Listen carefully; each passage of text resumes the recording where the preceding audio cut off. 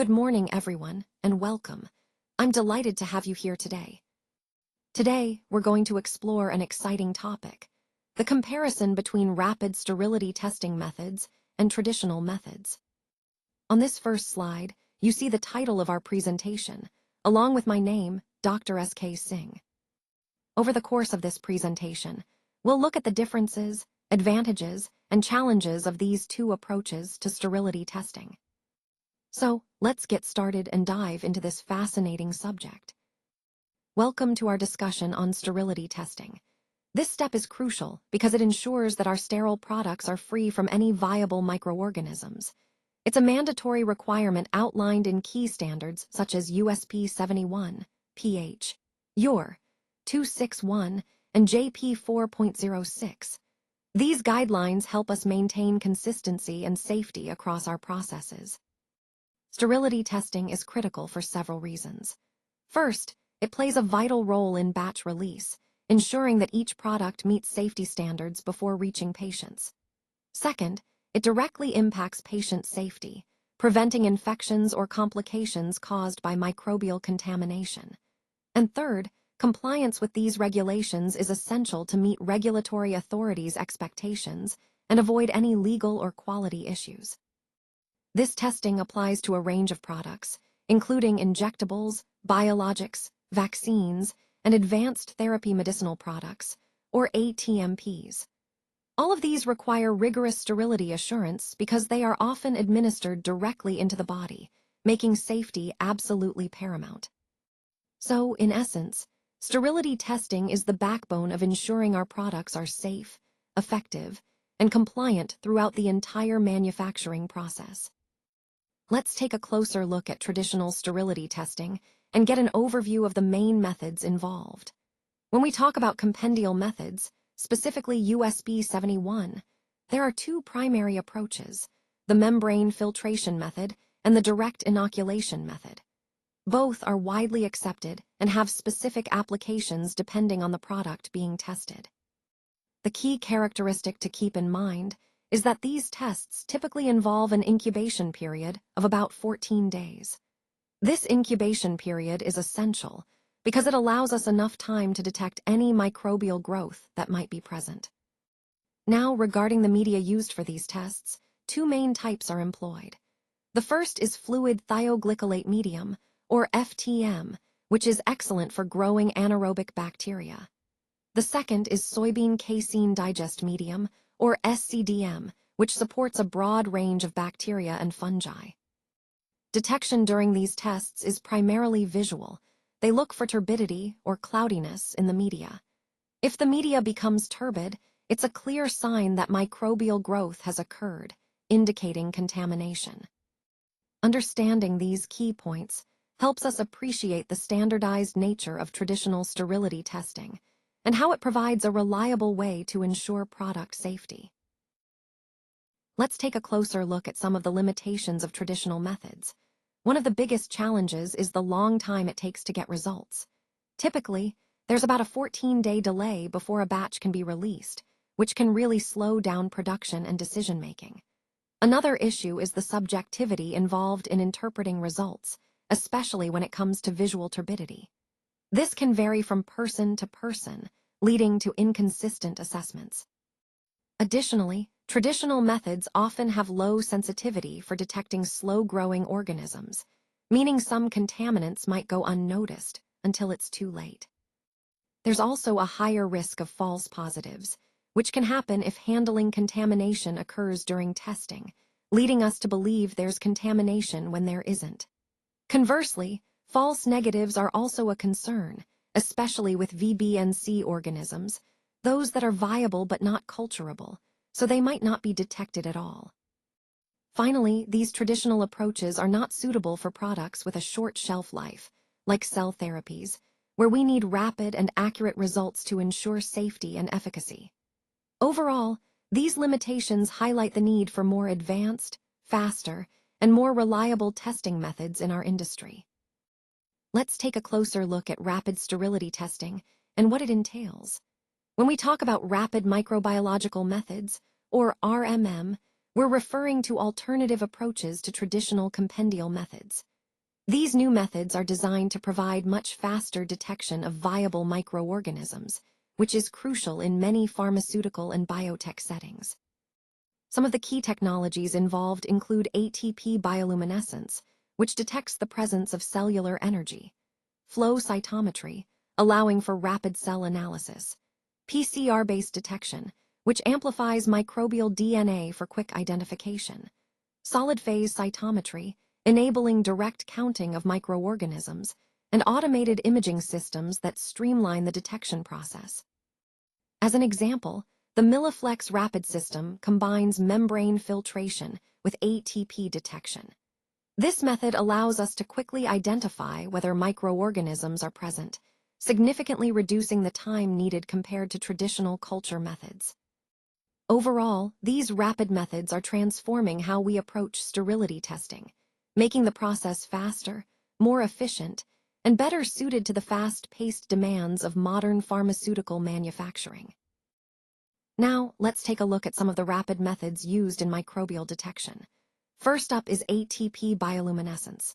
This technique detects microbial ATP, which is a universal energy molecule in all living cells. When ATP reacts with the bioluminescent reagent, it produces light.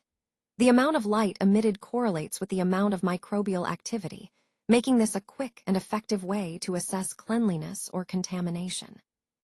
Next, we have nucleic acid amplification, specifically PCR. This method targets microbial DNA or RNA, allowing us to identify specific microorganisms rapidly. Because it amplifies the genetic material, it provides high sensitivity and specificity, which is especially useful when detecting low levels of microbes. Then there are growth-based optical systems. These systems detect microcolonies early in their development. Instead of waiting for visible colonies to form, they monitor growth in real time using optical signals. This accelerates the detection process significantly.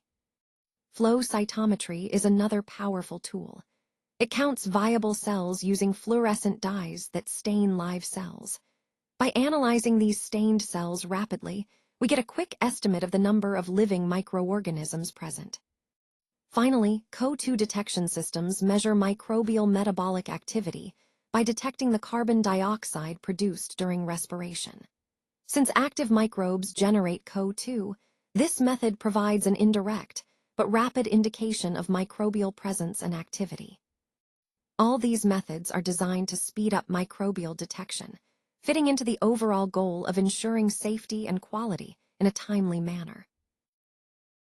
Let's take a closer look at the key advantages of rapid methods. First, they significantly reduce the time to obtain results, moving from several hours to just a few days. This accelerated timeline allows for faster batch release, which directly translates into an improved supply chain, ensuring products get to patients more quickly. Another major benefit is early contamination detection. Catching issues sooner means we can implement corrective and preventive actions much more rapidly, minimizing delays and potential risks. Additionally, automation plays a crucial role here by reducing operator variability, leading to more consistent and reliable results. These rapid methods are especially suitable for advanced therapies like ATMPs and personalized medicines, where timing is often critical. Overall, adopting these approaches enables faster corrective actions and quicker release decisions, helping us stay agile and responsive in this fast-evolving field.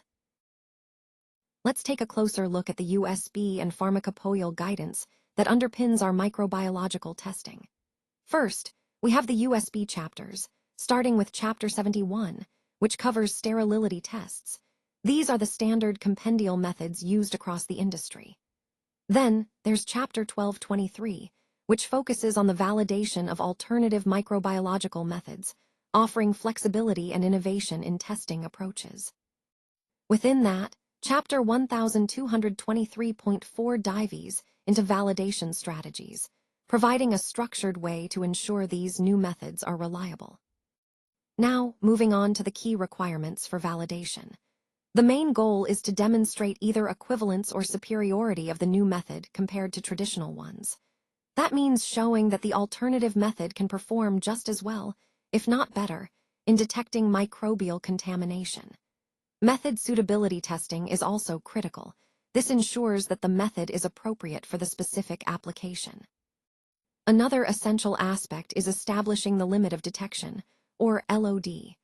This tells us how sensitive the method is, how low a level of microbes it can reliably detect. Along with that, we need to assess robustness and reproducibility, confirming the method performs consistently across different conditions and over time. All of these validation steps are designed to ensure that our microbiological testing is reliable and trustworthy. They help us maintain quality and safety standards, especially as we adopt innovative methods that can enhance our processes. Ultimately, validation acts as a bridge, ensuring that new approaches meet the high standards set by traditional methods, giving us confidence in our results. Today, I want to highlight some important updates from the EU GMP Annex 1, specifically the 2022 revision, which took effect in August 2023. One of the key changes is the encouragement to adopt rapid microbiological methods. This shift aims to modernize and streamline our microbial testing processes. However, it's important to note that using these rapid methods isn't just a free pass. They require a solid scientific justification to ensure their reliability and accuracy. Additionally, parallel testing with traditional methods is necessary, allowing us to compare and validate the new approaches against established standards. Another critical point is that we need a minimum of 12 months of data trending.